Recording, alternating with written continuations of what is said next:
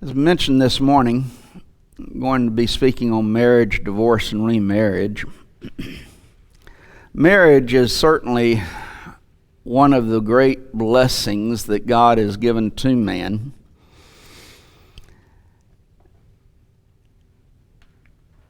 After the creation of man, God creating in all of things, and in that sixth day, the creation of man, He realized that it was not good for man to be alone.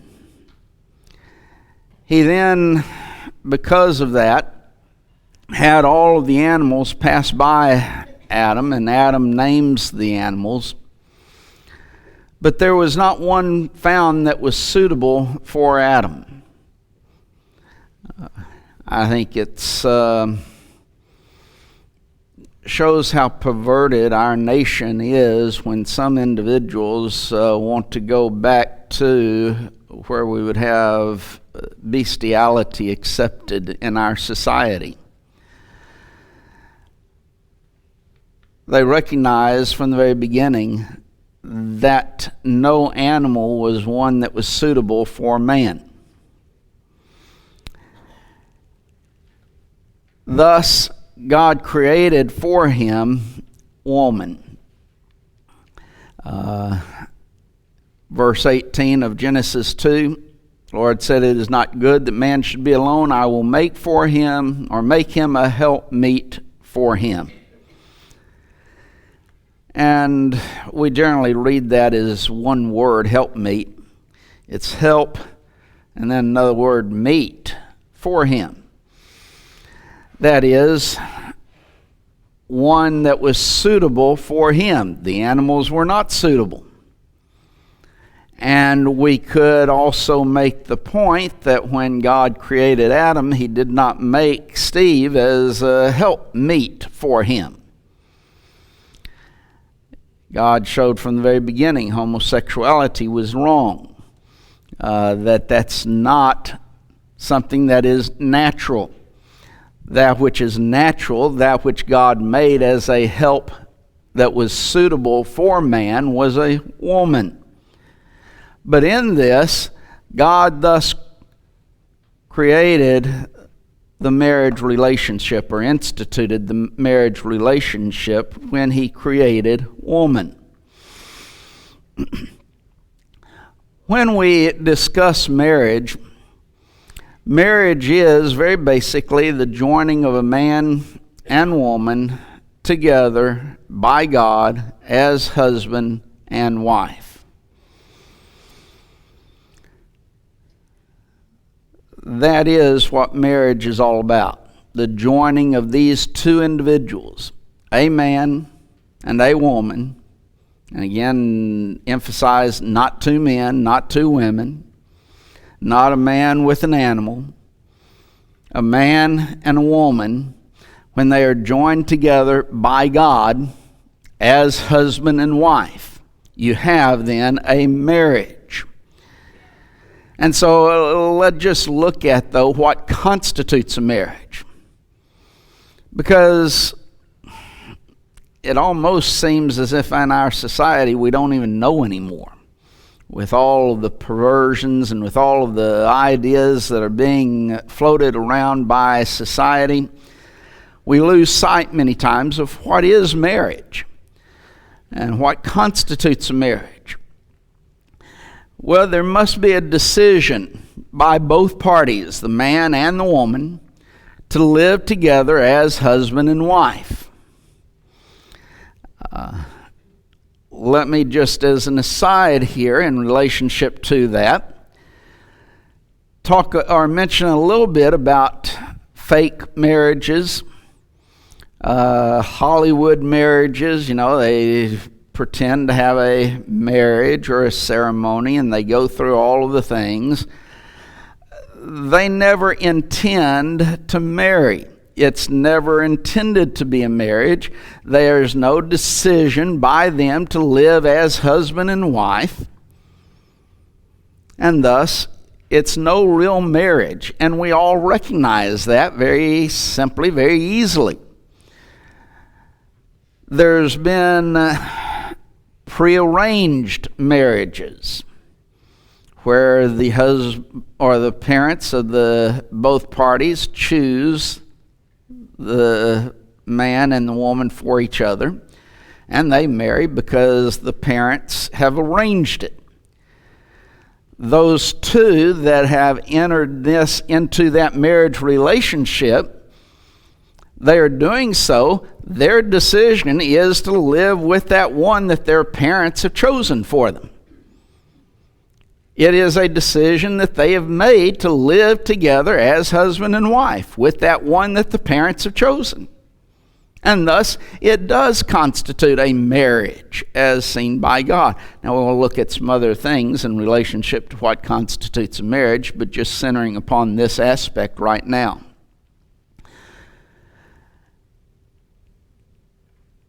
There's also those, we used to call them shotgun marriages.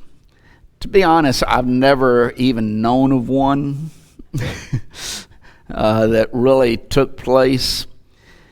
If they did, the same principles would be holding true. Even after that shotgun marriage, did they intend to live together as husband and wife? Did they make that decision? Might think back to Leah and Rachel and Joseph.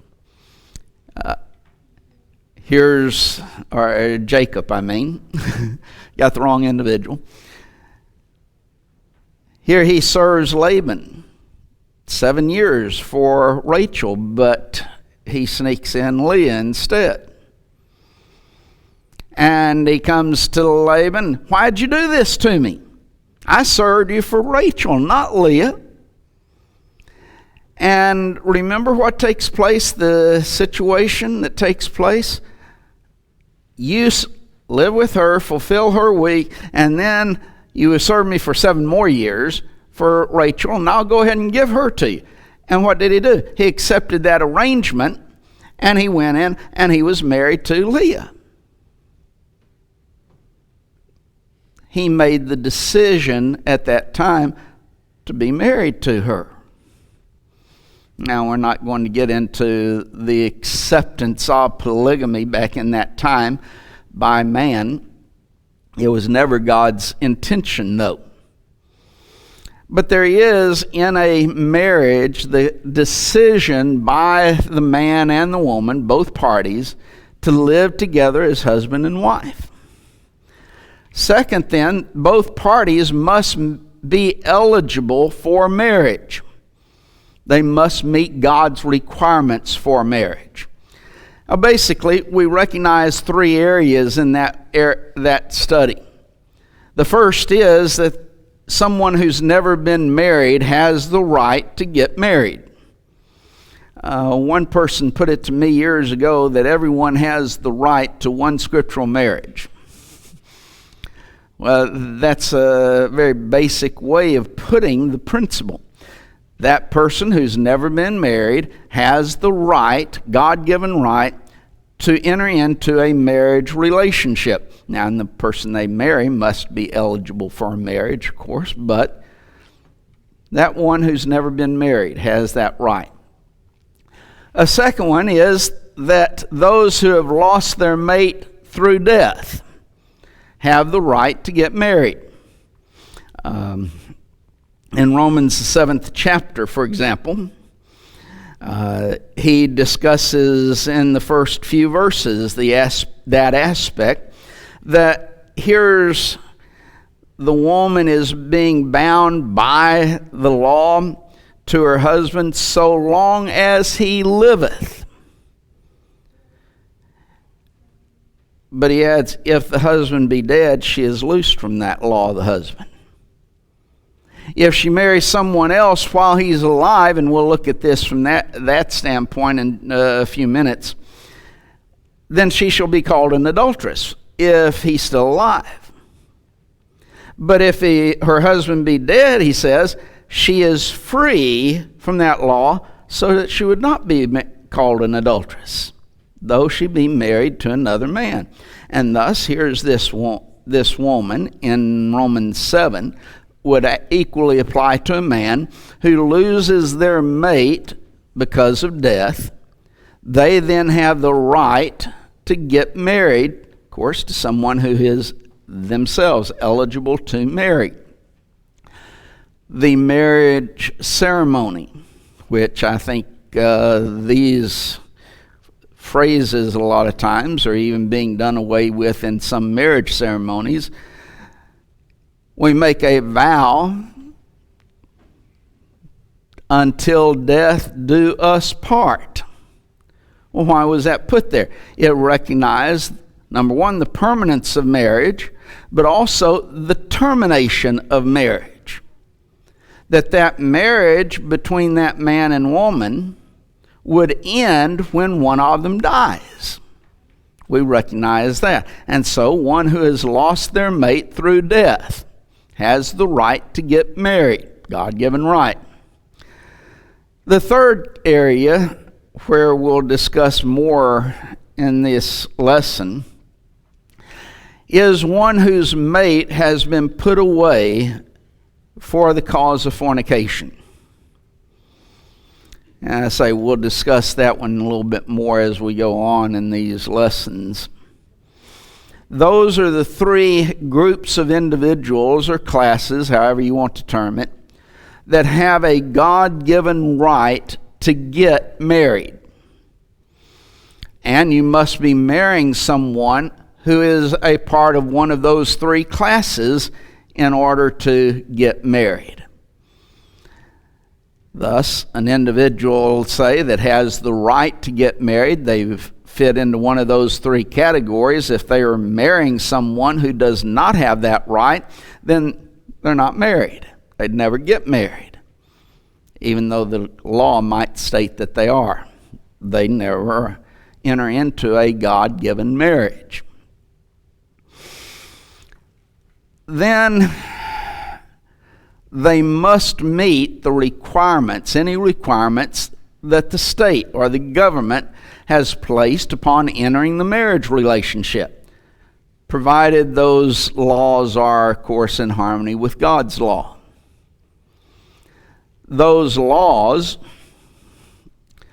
are varied. They change from area to area. They change from time frame. During the period of the New Testament, when it was being written under Roman law, basically moving in together was the marriage relationship. There was no government interference in relationship to marriage. So as they just move in to each other, with each other, with that intention of being married, they were married. There was no legal aspect that was necessary. At one point in time, there was in fact, we still hear the phrase every once in a while, jumping over the broom. Well, it was a legal ceremony in which the bride and groom literally jumped over the broom. That was a legal way in which they entered into that marriage relationship. Today, in most areas of the United States, you have to go to the courts, you have to get a license. Used to, you had to take a blood test. I don't think that's required anymore. But you go get a license. Have to pay money for it, of course, because the state always wants money. And then with many of the states, there's a waiting period in which you must wait prior to getting married. And then you can enter into that marriage relationship. And the one officiating at the marriage, well, they sign the documents and send it back to the state. Well, those are the regulations that the state has, and they have that right. As long as they don't transgress God's law, they have the right to impose those regulations or requirements upon a couple entering into the marriage relationship. Upon doing that, God then joins these two together in that holy union of marriage.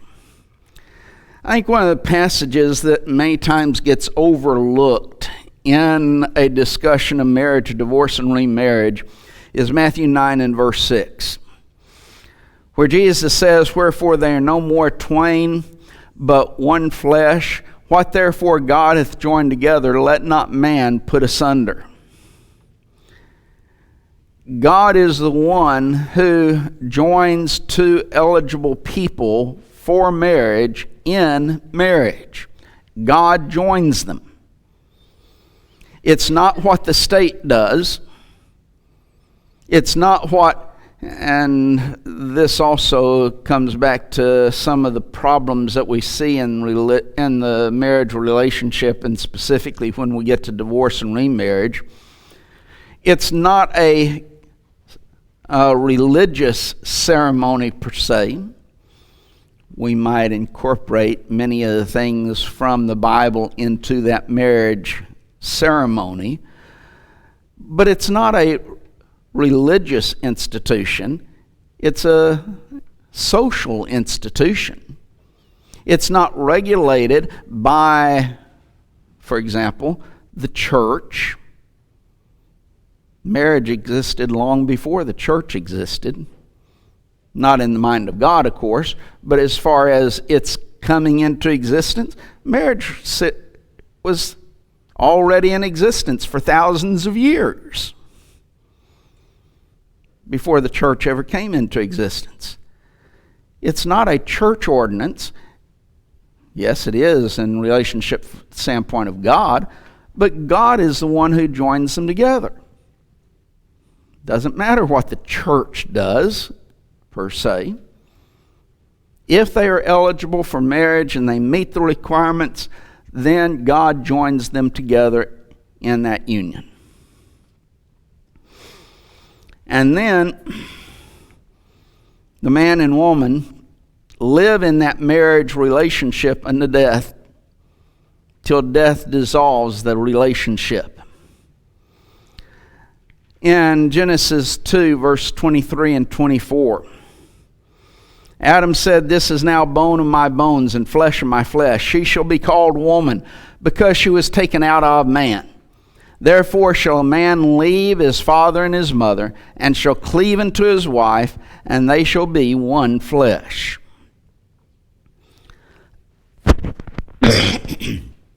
That is that relationship that is to remain until death separates them.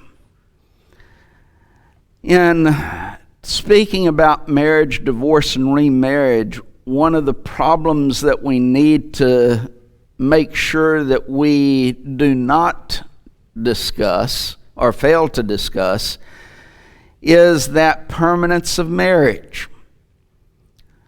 Marriage was designed by God to be that man and woman for life. God never intended divorce to take place. God never intended for many of the abuses in our society that we see to take place. God designed marriage. This is the best for man. Remember, all of God's laws are for our good. So I know that when we see this, that God intended marriage to be for life, that's for our good. That's what's best as far as society is concerned, as far as the home is concerned. For the man and the woman to live together as husband and wife till death do them part. And thus the marriage vow, till death do us part. That's certainly something. And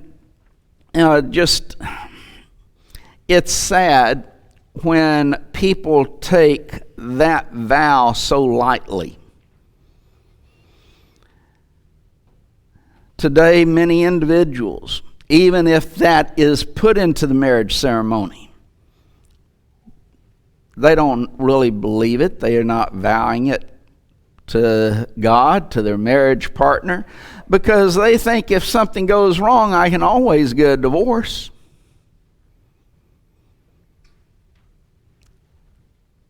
It was never till death do us part in their mind. There's a show on television where a couple gets married sight unseen, don't know each other. And they talk about it being an experiment. And then after so many weeks, they come together and they make a decision whether they're going to stay together as husband and wife in that marriage, or they're going to get a divorce.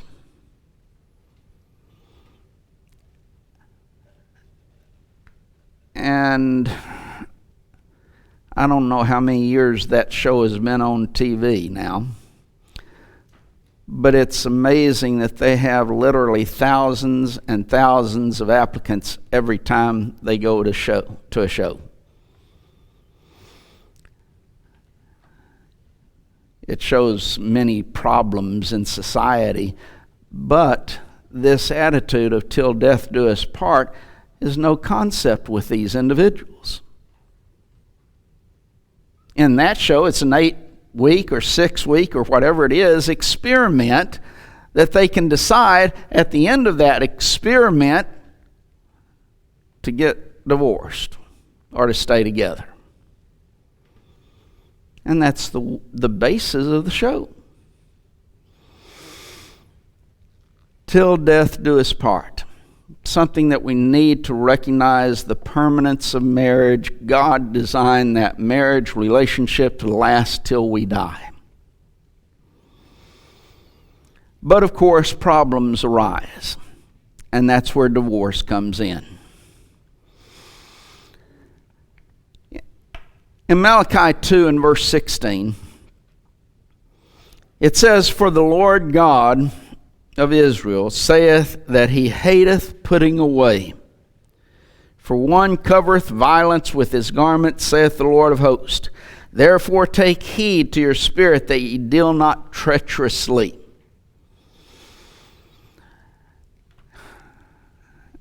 We're not going to go into a detailed study of Malachi 2. But I think it's interesting that not only does he say that God hates putting away, the idea of putting away is divorce within marriage context. But notice the way one covereth violence. Make sure that, take heed that ye to your spirit that ye deal not treacherously.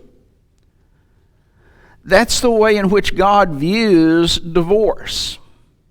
He hates it. It is dealing treacherously with that mate that you have chosen. It is doing violence. Now, I realize our society doesn't think of it that way. But that's the way in which God actually views divorce. It's something that he hates. It's something that is doing violence, dealing treacherously with others, with your mate in particular. When we hear those type of words in relationship to what God views something, we need to take maybe a little bit of a step back and think about divorce and what it does and God's view of it. But since God does the joining, we emphasize this from Matthew 19 and verse 6. Only God can do and I'll use the word unjoining, even though that probably is not a word in the English language, but yet for emphasis' sake, he's the only one who can unjoin them, because he's the one that joined them together.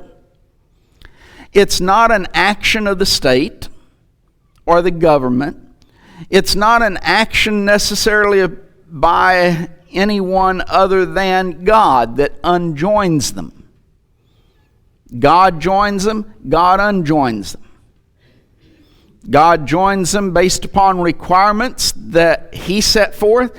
God unjoins them based upon requirements that He set forth. Now then, the general law for divorce. It's found in one place in Luke the 16th chapter and verse 18, when it says, "Whosoever putteth away his wife and marrieth another committeth adultery. And whoso marrieth her that is put away from her husband committeth adultery." Now that is what we would refer to as the general law relating to divorce. That if you put away your wife, and this would apply equally to a wife putting away her husband, as we would see in Mark's account of this. So either one of them, either spouse, putting away the other spouse, and they marry someone else, Jesus says they commit adultery.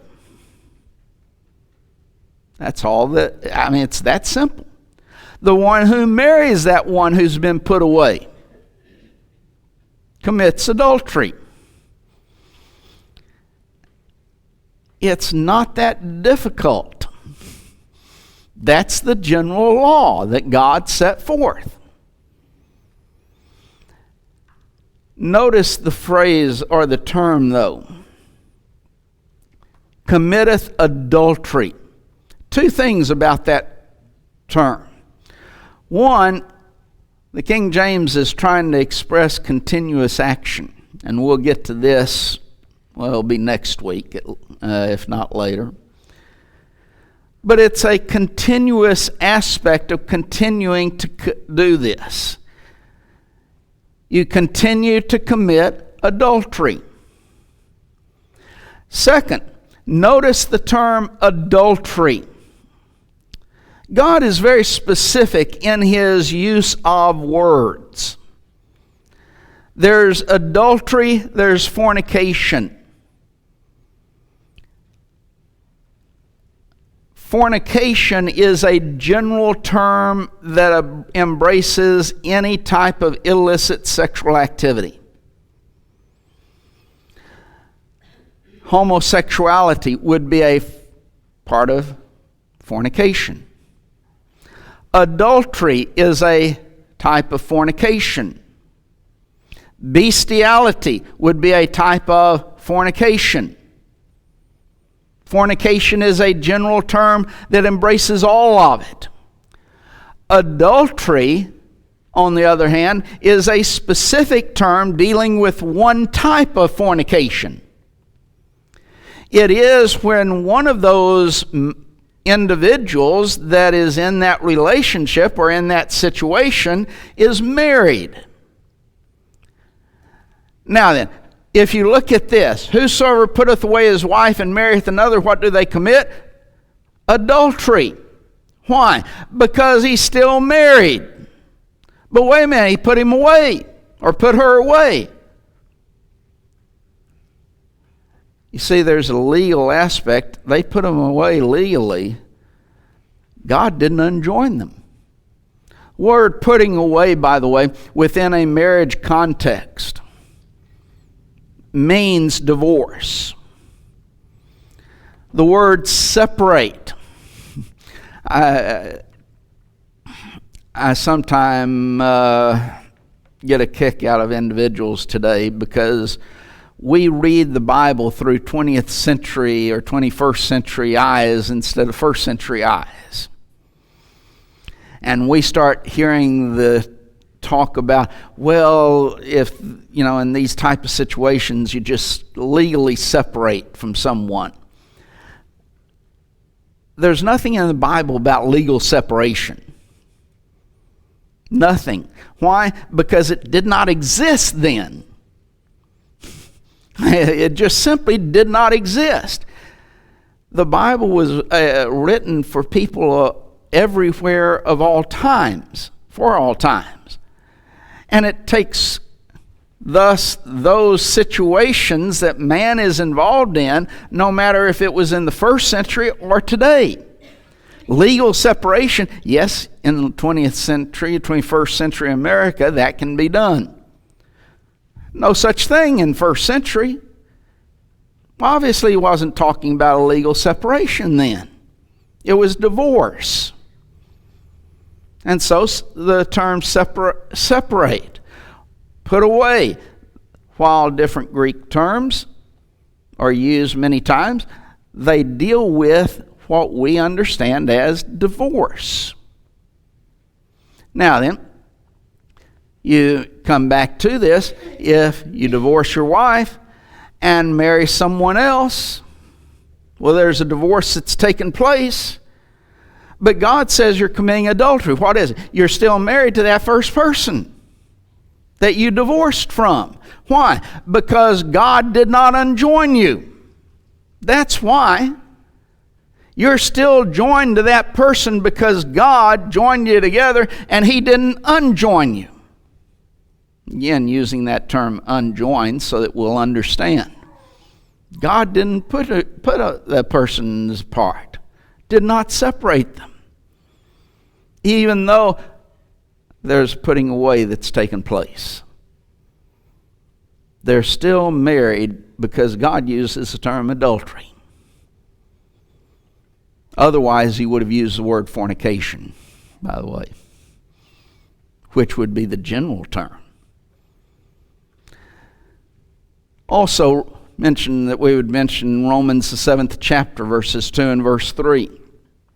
You see the general law stated here. The woman which hath a husband is bound by the law to her husband so long as he liveth. But if the husband be dead, she is loosed from the law of her husband.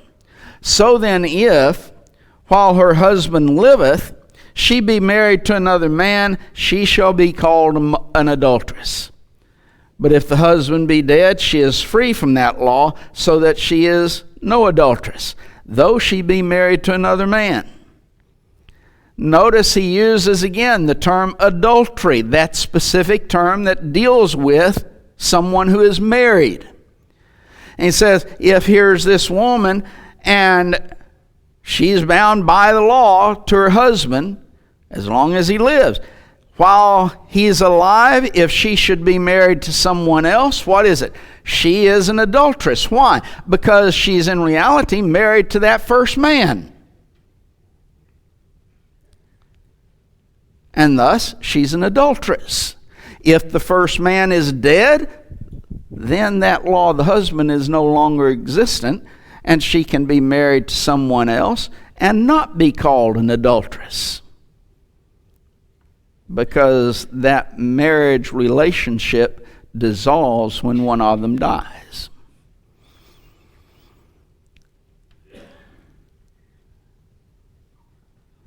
In Matthew 5 and verse 32, we have the general law. When he says, but I say unto you, that whosoever shall put away his wife causeth her to commit adultery. And whosoever shall marry her that is divorced committeth adultery. Now then, probably, or some of you are looking at Matthew 5 and verse 32 and realize something, but I'll get to that. This is the general law stated by Jesus. If you put away your wife, he causeth her to commit adultery. Whoever marries her that is divorced commits adultery. Why? Well, again, notice the term adultery, because she's still married to him. God didn't unjoin them. And thus, they commit adultery. But now then, the exception that Jesus places in that passage. But I say unto you that whosoever shall put away his wife, saving for the cause of fornication. There's the exceptive statement. Causeth her to commit adultery. And whosoever shall marry her that is divorced committeth adultery. Jesus has the general law that is stated, but then he shows the exception to that general law, saving for the cause of fornication. Matthew the 19th chapter, in verse 9, we see the same principle. Jesus states the general law. And I say unto you that whosoever shall put away his wife shall marry another committeth adultery. And whoso marrieth her which is put away committeth adultery. That's the general law that's stated. That's the exact same thing that we read in Luke's account and in Romans. That whosoever, and by the way, we'll mention this and mention it more probably next week. Whosoever is a general statement that applies to anyone and everyone. It's a universal term. So whosoever puts away, that's divorce, his wife, marries someone else, they commit adultery. Why? Because they're still married to that one they put away. God didn't unjoin them. God had joined those two together. He did not unjoin them. Thus, when that man puts away his wife, divorces his wife, and marries someone else, he's committing adultery because he's still married to that first spouse. What about that one who's been put away? Well, if someone else, she goes off and marries someone else, they're committing adultery. That's the general law. Now then, in this verse, as in Matthew 5:32, there's the exceptive statement. Whosoever shall put away his wife, except it be for fornication, and shall marry another, committeth adultery. And whoso marrieth her which is put away, committeth adultery. Now then, very simply, you have the general law, and now then you have an exception to that. So here's this one who puts away his wife, but it is for the cause of fornication. You see, the exceptive clause means that that which results from the first statement would not be true. So while the general statement is you put away, you divorce your wife and marry someone else, you commit adultery, if it is for the exceptive clause here, for fornication, then the result is not that you're committing adultery. What do we learn from that? That when you put away your wife, and this would equally apply to a wife putting away her husband, and it is for the cause of fornication. Notice the general term.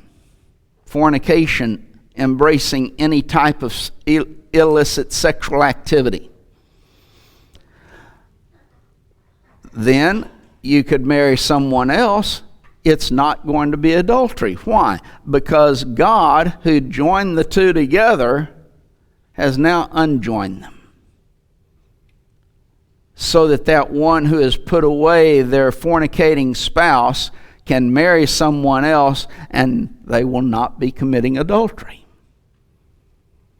The same thing would hold true in the latter part, the latter part of that verse.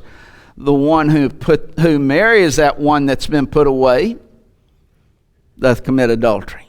It's not going to take place. Let me very briefly mention the guilty party, because a lot of times this question comes up. And I'm going to state something, and so stick with me as I go through this. When God unjoins them, they are unjoined. That person who is guilty of adultery or fornication, first, they do not have the right to get married again. If they get married again, they are not committing adultery. Now then, why? Because adultery is a specific term that deals with someone who is married. They're not married. God has unjoined them. Well, why can't they get married then? That's the conclusion that some people come to. The reason they cannot get married is because God has not authorized a guilty party, that is, someone who is guilty of fornication, to get married. Well, what do they commit then? Why, by entering into that relationship that God will not join them with someone else, they're going to be committing fornication. They're fornicating. They're not committing adultery, though, because adultery is a specific term that's dealing with someone's married and they're not married. If they were married, then that innocent party that put away their fornicating spouse would not be able to get married either. The fact that the one who was not guilty of fornication puts away their spouse, their fornicating spouse, and is not going to commit adultery when they remarry shows that the fornicator is not going to either. They're going to commit fornication because God never authorizes them to get married. He does give the authorization to the innocent party, that one who's not guilty of fornication. Now that's a technical term, that are difference between the two. Many individuals, though, we've had some very well-known brethren who have argued that the guilty party has the right to get married.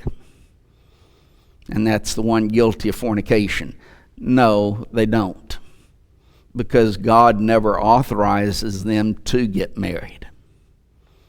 And thus God will not join them with someone else. And thus they commit fornication. Now then, Lord willing, next Sunday afternoon, we're going to start looking at some false views and errors in relationship to this subject. But we see what God's Word teaches in this. Marriage is for life. It needs to be entered into seriously, realizing that once you enter into that relationship, it is something that is for the rest of your life. It's not something that is to be taken lightly. We also see that once you enter into that relationship, you're to keep yourself all to that one who is your spouse, no one else. God does give an exception to that law for the cause of fornication. But that fornication should never take place. And thus, that marriage relationship should last till death do us part. Man today, sadly, has twisted, perverted the marriage relationship. God gave us these laws for our good, and we need to adhere to them. It will be best for society. It will be best for the home. It's best for children. Every aspect of our life, the home is important. The home is truly the foundational element, the bedrock of society. It's being destroyed today by fornication, by adultery, by all of these perversions that we see.